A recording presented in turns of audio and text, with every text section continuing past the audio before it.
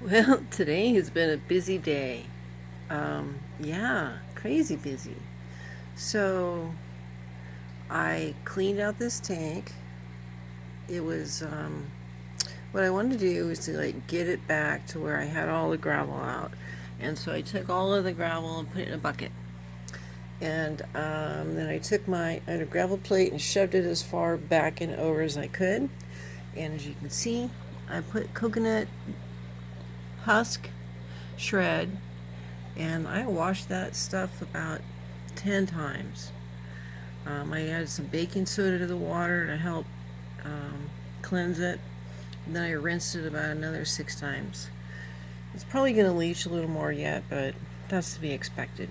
So I have a layer of gravel. It's got an inch or so of this gravel here. It's brown, and it's full of biologic material. It's been sitting here.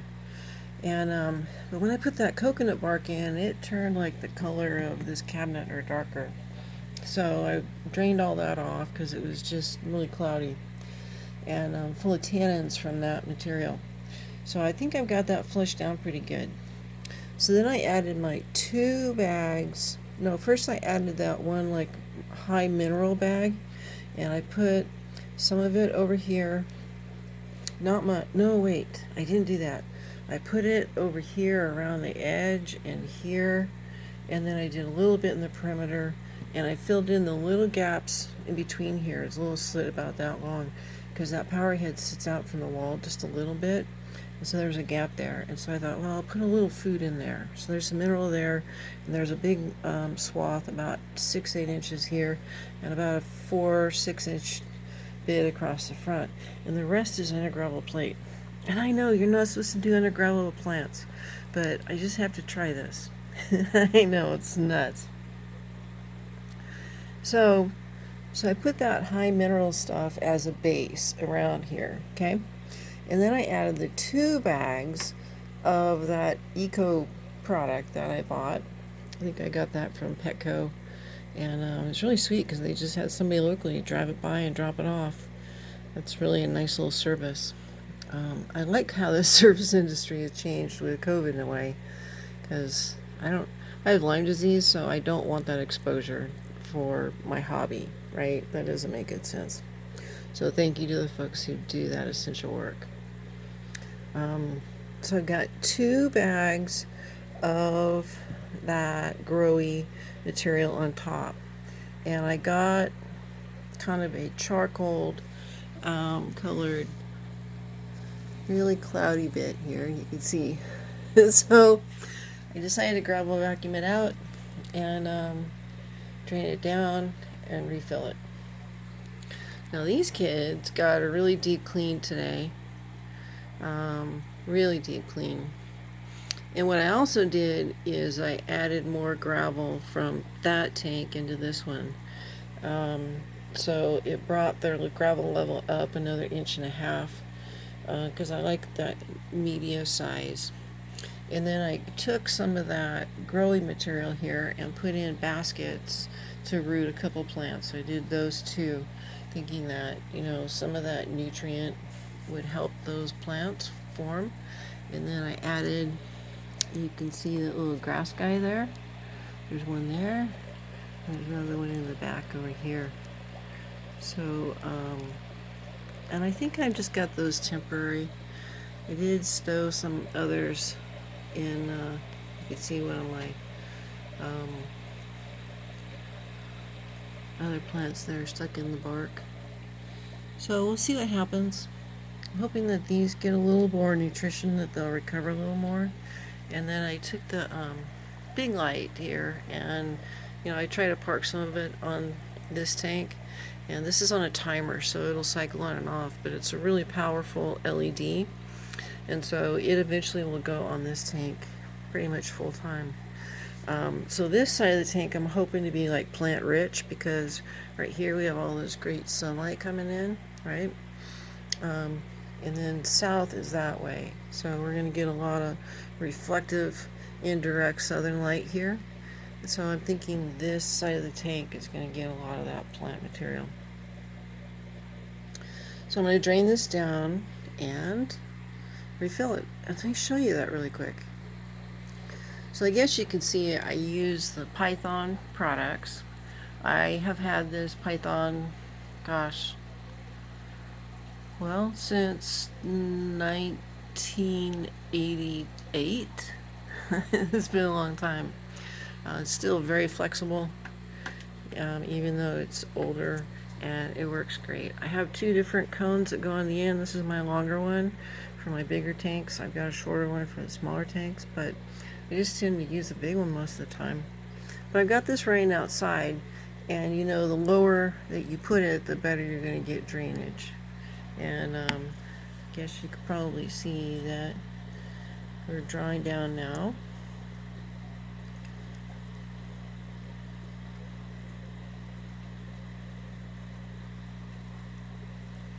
And that's just running outside.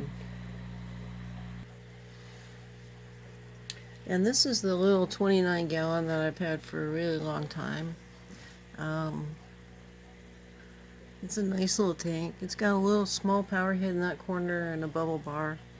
I bought some tissue cultures of some live plants. And so I've got those parked here on the bogwood.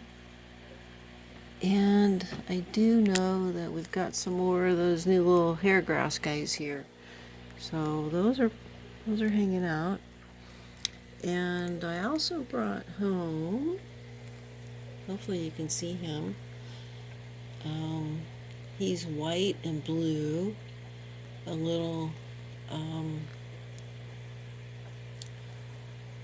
beta, male beta.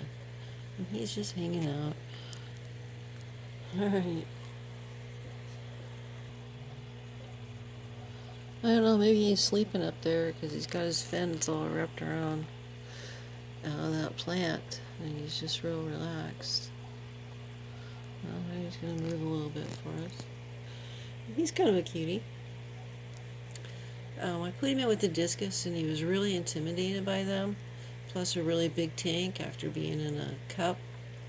So I decided to put him in this tank by himself for a while. Plus I can bring the temperature down on this tank, which will be better for my plants and for that little beta. So for now, he's in here by himself with the plants. Alright, well, I'm just about done siphoning. So let's go outside and I'll show you how I pump water in from my rainwater system. And you can see the bubbles here.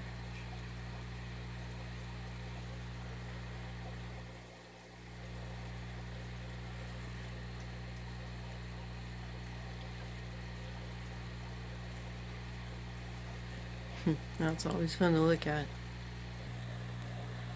Of course, one of the downsides to my rainwater system now is that I do have a little bit of algae that comes in with that rainwater, and it takes time, because what happens is the fish actually eat it, and this tank will clear faster than any of my other tanks for this reason, because the fish will actually clear the water.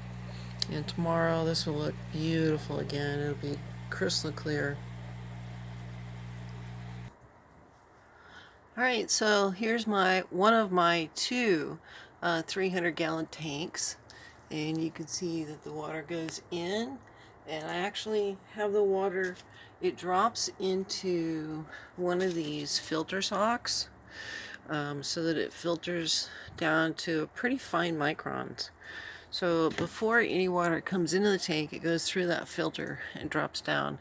And I have a little shield here for sunlight to keep the algae down, but I think eventually I'm going to paint this tank. So it's 300 gallons. Got a valve assembly down below here.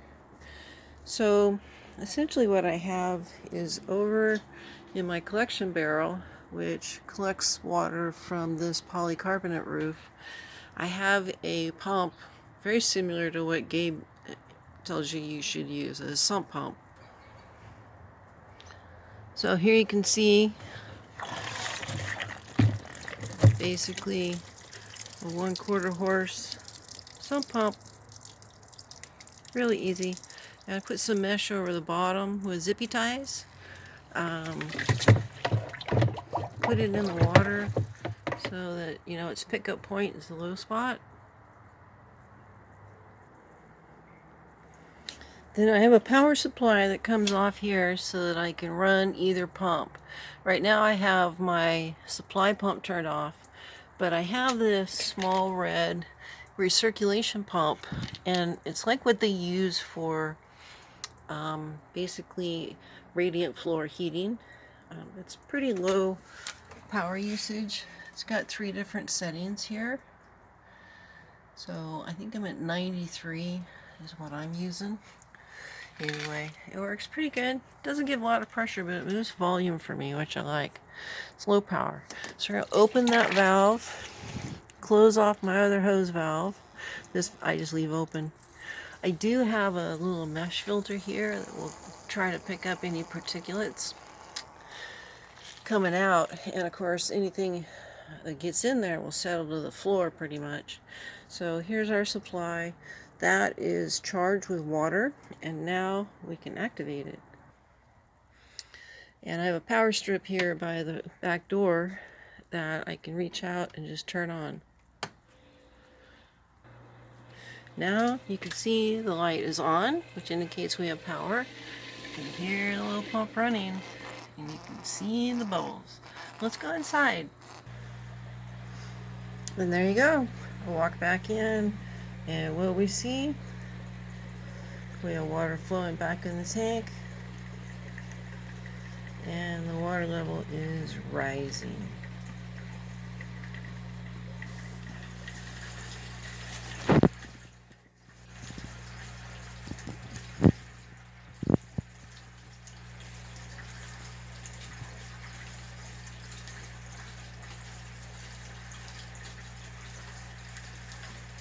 There she goes. She goes up again. So one of the things that I'll tell you as a secret on these pythons is that if you keep this cone full of water, it gives you a lot more control. If you were to fill up a tank and that's empty, it'll fly around everywhere. But if you add the density of water to it ahead of time, then you have a lot more control. And I like to kind of loop it around to where you have some pressure between the lid and that, so it's going to hold it down in place. This has very low pressure compared to your city pressure, so definitely having some water density in there when you're doing this is helpful, so that it gives you better control. So this is looking better here. I'm getting the water to come up.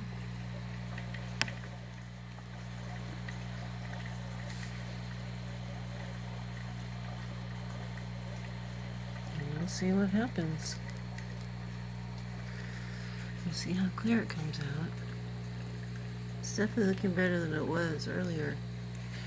When it gets up to that power head, I'll move over and flip it on, and that will draw down a lot of those particles, and we'll see what happens.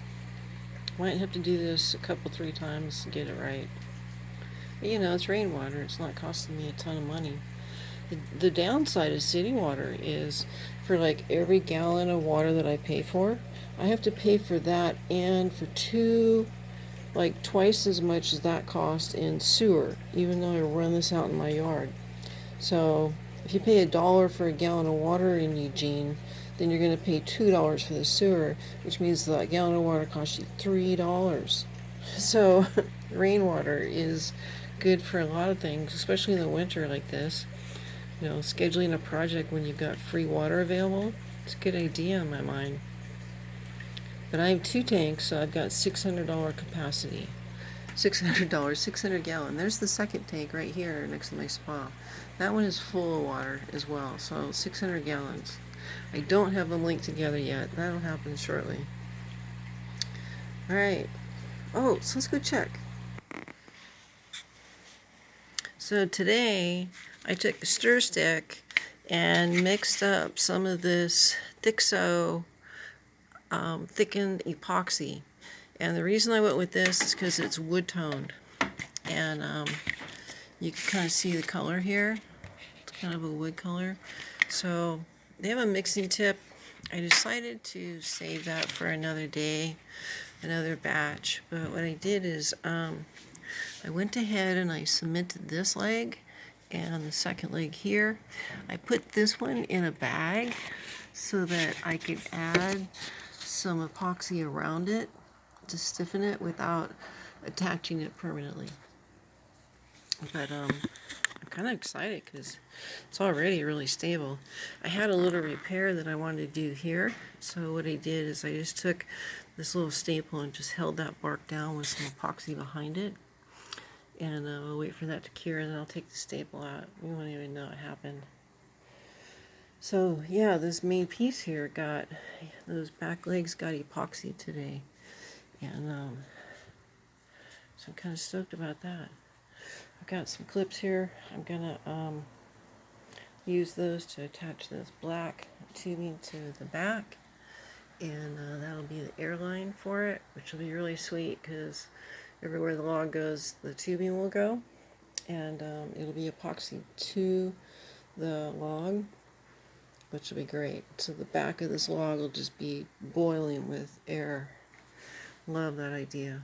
So we're getting closer here. I like it. So lastly, I have some of this fluval shrimp product, and I think it'll be maybe a little bit softer on the surface. We'll see. I'm not going to place this yet. I'm going to wait until I get the water cleared and I get the bark in. I'm also going to wait on that gravel until I get that big log in, and we'll see what happens as a finished product, but this will be next. Alright, let's turn this off and go see what we have.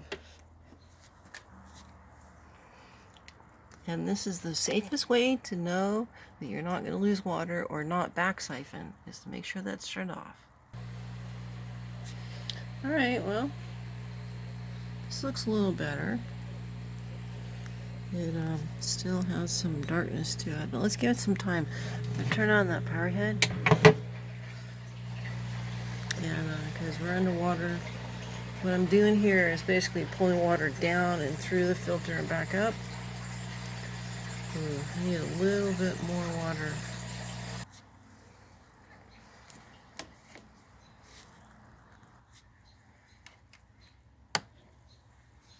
There we go. We'll add some more, cover up that power head.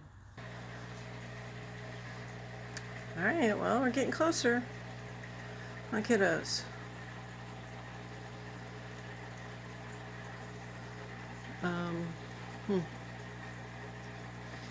I kind of think I'm going to stop here and then go and see how it looks tomorrow. This is probably going to clear.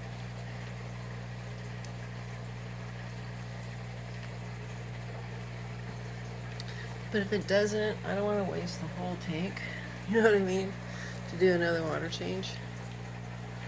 So yeah, I think I'm going to stop here.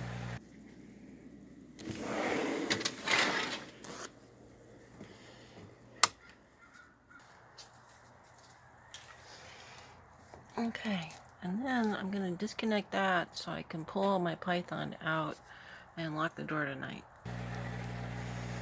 Alright, so once I pull this out and break the vacuum, now I am safe to, I'm just going to turn this valve off. So that, because what I'm going to do is when I drop the hose on the other end, this is going to want to suck. And right now it's empty, you know, so it'll move around more, like I was telling you. But it might drop down and start sucking again. So we'll wait till I come back in. Alright. So basically I'm going to let that drop and drain. And then I like to drop my pump down, let all that water drain out. So this valve is open. And I'm going to open the other side so it'll suck air. So all the water goes away, so in case it freezes tonight, I'm safe. And the tank, of course, is still turned off. Alright, I want you to watch what happens. See, because there's still water in the line, and that will cause Air can be compressed, liquids cannot. And so because there's liquid in the line, it will still create quite a suction. So you can watch and see.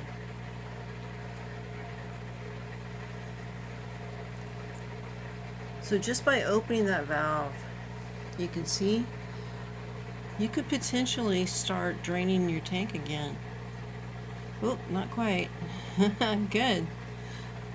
We're gonna hand drain it. So what we'll do here is let air come in, and then I will go through and coil that baby up.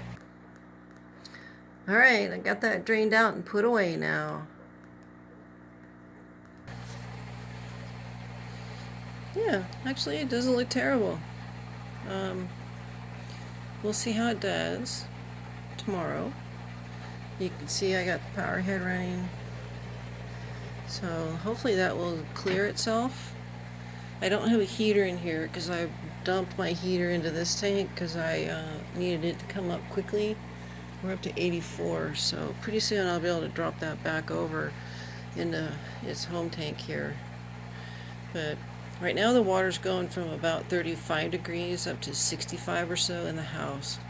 So that's a 30-degree rise, which is good. It's going to help clear the water over time. Alright, well that's the latest on the tank, and I got some epoxy applied to the log. Plants have been delayed due to weather, so that's why I haven't been too terribly worried about all of this bit. These guys got a good cleaning again today, so next day or two they will clear and look terrific. Certainly they're going to feel better just having fresh rainwater. They got a deeper gravel bed, almost doubled, so more biologic material to take care of them. Makes me happy. But eventually they're going to go next door. Woohoo! And they got some new plants. So, geez. And I did add some fertilizer to this tank for the plants after I cleaned. Yay! Alright everybody, this is way longer than I expected. But hopefully everybody will be excited about the upcoming changes. Even our big blue ox here. He is such a pretty boy. I love this fish. Yeah, you're such a good boy. So I'm feeling a little bit better, which is kind of nice. I'm actually taking a little break on my treatment.